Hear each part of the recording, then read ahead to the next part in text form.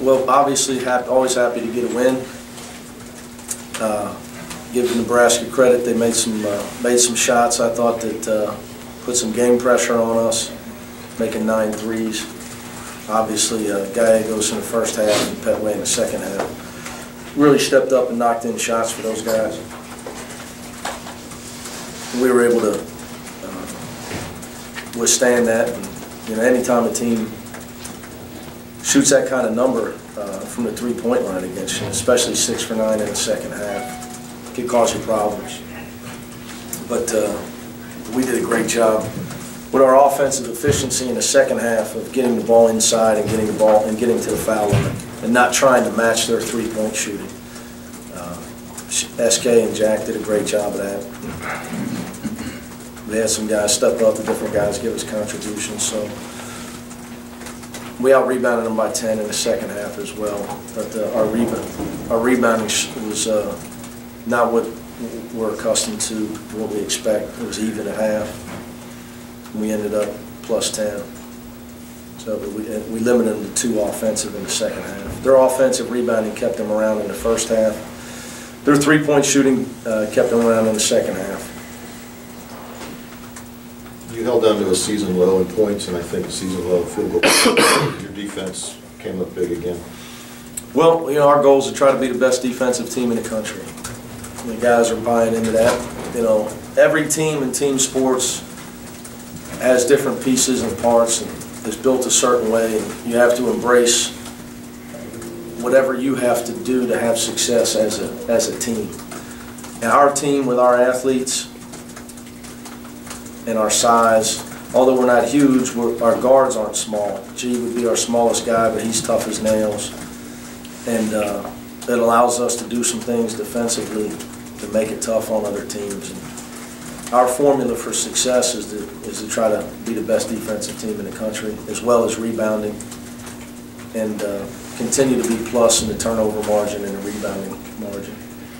You've talked earlier this year about the little things that Kevin Johnson does. Today we saw him be able to score. Yeah. Is that's something that you expect he'll do as his career goes on? Yeah, that's one thing that I'm going to show him a lot of. He's going to watch all SK's offensive moves tomorrow to try to teach him that being a scorer is different than being a shooter. And he's got great quickness and he's very strong. And as he learns how to get himself fouled and get himself easy baskets. But Kevin's got toughness, so there's zero question in my mind. He reminds me of SK, just obviously he's a lot younger. Kev's only 18. But he believes in himself, and he's got great toughness. When you're as athletic as he is and as tough as he is, it's just a matter of when you develop. It's not if. But he was big for us in the first half. We had G and Troy both have foul trouble. Was it tough to keep him maybe on the bench a little bit in the second half like you did, or not? Well, it becomes where do you put him? They had the little guy in. I didn't want SK to have to bring it up on number 3 Parker for them, and Troy was doing a solid job, but we usually go with the best defensive lineup. But once we had the lead, we weren't turning the ball over. I thought we had a pretty good rhythm. I told G and Shaq, we found a pretty good rhythm with Jermaine Sanders and SK and the game and Troy's, and the game wasn't flying up and down, so it wasn't that the other guys weren't playing well. It's just I didn't want to disrupt our rhythm. Talk about what Troy creates for you guys, especially in the second half. Seems to really be a spark. Well, he's a talented guy. It's just a matter, he's still trying to figure out what he's doing out there, what I want him to do, and he's got to continue to improve on the defensive end. But he's good with the basketball. He plays with a calm that you can't teach. Some guys are just born with, they're comfortable with the ball. That's why we recruited him. Where he can find the open man. He's a confident offensive guy. He had a couple of great practices the last few days, Troy did. He really, really played well in practice the last 2 days. Trying to really go back. We put the starters, we never do this, we let the starters go against the other 5 yesterday. Troy did a great job of of rallying his team. Really carried his team yesterday in practice. It was good for him. The biggest thing with him, whenever he gets a rebound or a steal, he really likes to push. And he did a couple times to create easy buckets. Well, he's always got his head up. He missed Jermaine Sanders one time, but he's always got. It's one thing. First thing I noticed when we recruited during the recruiting process, you know, which I give Larry Davis all the credit. But when I went to see him, as soon as he gets the ball, his first dribble, his head goes up.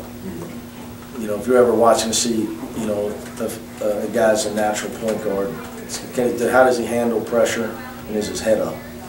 And he does not panic versus pressure, and his head's always up. He just got to continue to get better defensively. You know, I told Troy he would struggle to eat lunch in certain neighborhoods because I don't know if he could guard it from certain guys I grew up with. But he's trying. It's just a huge adjustment for him. Huge adjustment for him. When you have a game like this where SK gets the line a lot and, you know, kind of manufactures some points, but for him not to shoot so well from the field, but you guys just still play pretty well offensively because of the other guys, is that the most encouraging aspect of the day like today? I think you look at the guys off the bench are what, 12 for 20 from the field. You know, the 4 guys that played off the bench, you know, with a high shooting percentage. So, you know, that's always good to see. Jermaine Lawrence had a couple really good practices as well. The break has been good for those guys. It's hard for freshmen with the academics, the weightlifting, the social scene, practice at this level for the first time. But that's why everybody improves over the break. You know, you got to make sure you're improving. But we got some young guys with talent that have a lot of room for growth, particularly those 3 freshman guys, and it's important that they continue to develop. How do you feel about where you are heading into conference play, and you know, you teach the toughness, the defensive rebounding? You feel pretty good about where you're at? Well, I think one thing your guys got to realize why you win it. By the time you get to conference play, you better realize what you're going to have to do to win against people with talent equal to yours or maybe more. And I think we've learned that. We've played enough teams and been in some tough situations. A team, you know, where Xavier made every shot. And this team made some shots tonight. Pitt, we had to grind it out. So we've been through enough. I think that our guys understand if for us to win, what we're going to have to do. And I think, you know, our guys, they know what we're going to have to do. My thing is, I tell them, you know, we can continue to get better. That's the most important thing. But we can't forget why you will win. If you win, it will be dirty work. You must embrace the things that go into winning, and you must be willing to do them. Physicality, defense, rebounding, things that you don't grow up. You know, most kids don't grow up, and people don't. They're not glorified, but they're why teams win. You know, and winning teams, I tell our winners know why they win. They know the difference. They embrace the tough things. What's it like for you to watch Justin Jackson now almost demand the ball in the low post, and then when he gets it, to look to score like he did, especially early in the second half? Well, it's a little bit of "I told you so" for him. You know, it's like, but again, that's I told him it's my fault. I should have just, I should have locked you in the weight room 2 years ago, and then tried to turn you into air kicks 2 years ago. It's not just his physical ability, though. It's Nobody's his ability. attitude. Well, he loves he loves the fact that he's part of the offense now. His hands are on the ball.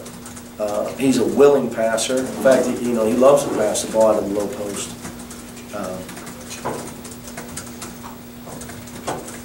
Have you ever seen a transformation in a guy like that in such a short period of time? No, I saw the greatest transformation in the history of college basketball. Yeah. You know, but around here, he wasn't just 1 year for him, though. No, but Kenyon was never. I mean, he went from a great defender and an athlete to clearly the best player in college basketball, and a completely dominant player. But yeah, I mean, you know, Justin, I'm proud of him. You know, but what my message to him is, because this is new for him, is you got to come in tomorrow and become a better player. If you really want to play basketball beyond college, you got to be able to get 15 and 10 every night. Every night. You know, and the real running is getting ready to start. Do you see a difference in him from the Xavier game? Like, he had those 2 games where he didn't score much and maybe a little over. Well, in defense of him, we didn't throw him the ball. And we kind of got away from that. We got to make sure that we get some points in the paint and play inside out a little bit. We can't just try to be a one-man band. Well, I asked him what the difference was in Paul like this. He is aggressive, comfortable, confident. End of answer. I like that. Yeah. I would agree in all 3 aspects, but I think he gained his confidence from the work he put in over the summer. You know, he really embraced what I asked him to do. And he said, Coach, I'll play the 5 to help the team. I said, no, you need to play the 5 to help yourself.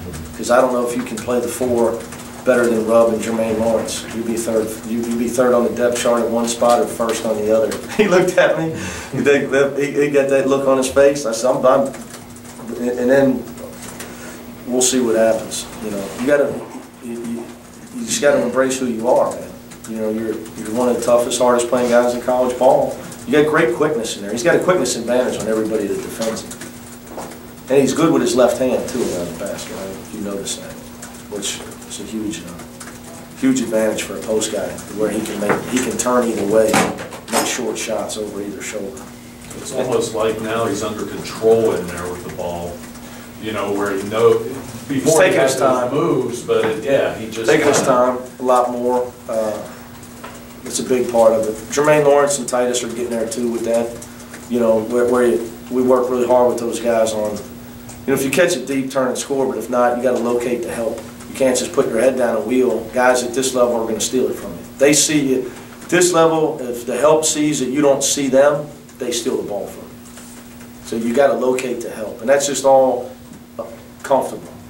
You know, he's comfortable. You know, he knows if he gets a one-on-one, he knows how to get a shot off at the guy. And he knows if the help's coming, he's going to make the right pass. So getting him on balance has been big. Like one of you guys, you were talking about George, his rushing seemed to be off. When you're in a hurry, when you're playing at the rim, you get off balance. You don't get your feet under you. You don't get fouled. You know, and it's to a point now where he knows it. Like he'll watch the film tomorrow of all of his post moves, so he can see where he had balance when he didn't have balance. He broke a guy's ankles once out there today in the second half. That's scary. That is. He'll be trying to play the point now. I don't need that. Definitely don't need that. But again, we got a lot of points off the bench. I did 31. So that was big for us as well. How much does that change his team, getting 31 bench points? I like our chances. We score 7. I think it's 18, 19, 20 in a row. 20. You know, SK's not getting 50. So, yeah, you know, we got guys with talent. We just got to keep telling them we got confidence in them. Keep demanding that they show up and perform up to their level that they're capable of every day. And it's just showing up every day and playing hard. You'll get better. You'll be able to produce. And that's what separates college basketball teams and players. There's 4 or 5 guys that are way better than everybody else, but the rest of the guys, separates them is who shows up every day and plays hard every day. Jermaine Sanders the light's starting to go on in terms of consistency. Yeah, in 3 or 4 games in a row, he's played confidence. Well. Yeah, I think he had another made shot today. It was going to go in, the goaltend. Yeah. I think that was going to go in. So I really think he would have been 4 for 5 today. But yeah, no, you know, again, with him, just believing in himself and playing as hard as he can every day. You know, one thing that I got to get the guys that are back for next year, they got to watch how SK plays every play, every day in practice. How you see him in a game, he might play even harder in practice, and I mean the whole practice. That's why he's become who he's become. You know, and Troy's got to see that. You know, Kevin, them guys, they got to see that. Jermaine Sanders got, you know, him and Shaq. That's the answer. You got a guy that's a self-made player. All you got to do is watch him. He does it every day. The guy's relentless. He's out here at 10 o'clock this morning shooting jump shots, getting extra stretching at 10 o'clock. Game was in it. No secret. He's paid, you know, got a guy paying the price for success. He deserves it. Thanks, guys. Have a good New Year. Thanks, Coach. Thanks.